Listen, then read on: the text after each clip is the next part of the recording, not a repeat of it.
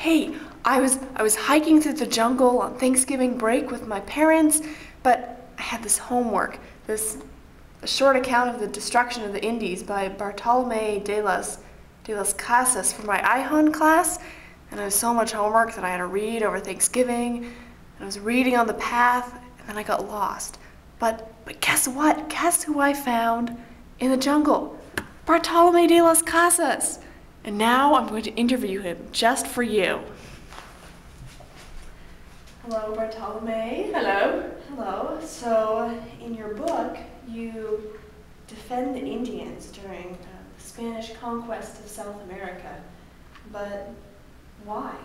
What got you into this? Well, as a Christian, and my background as a Christian scholar, I'm very familiar with the biblical text.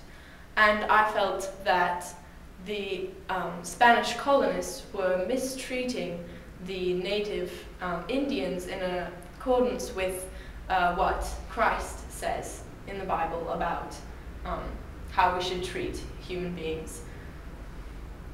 And there was actually a Dominican preacher, Montesinos, whose teachings I heard about, who preached, who was the first really to speak out against the way the Spanish were treating the Indians.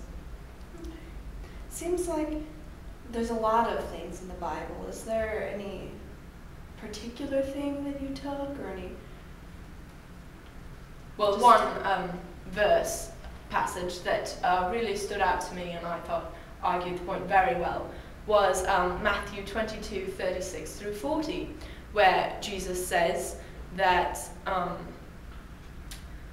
to love the Lord your God with all your heart and all your strength and all your mind, and to love your neighbor as yourself.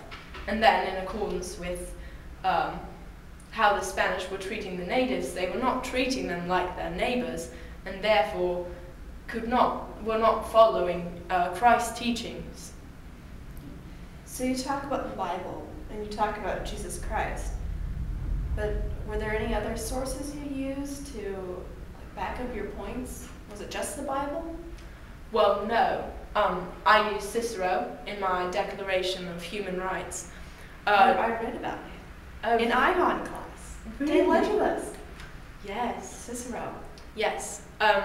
He argued that all humans are rational and that all the races are equal and human, and therefore that these Indians, as rational human beings, should be treated equally. And I also used Aristotle, who talked about the three prudences: monastic, economical, and political, and I really felt that the Indians demonstrated these three prudences and therefore were humans. Wait, didn't Sepulveda, who argued against you, didn't he use Aristotle too? Well, yes, he used Aristotle, arguing Aristotle claimed that some humans were naturally meant to be slaves. So I do not agree with that part of Aristotle's philosophy. Oh, great, thank you, Bartolomé. This is so cool. Oh, you're quite welcome. Will you sign my book? Oh, of course. My professors will be so proud. What's your name, darling? Rose. There you are, dear. Thank you. Smile for the camera. Good luck on your way home. Thank you.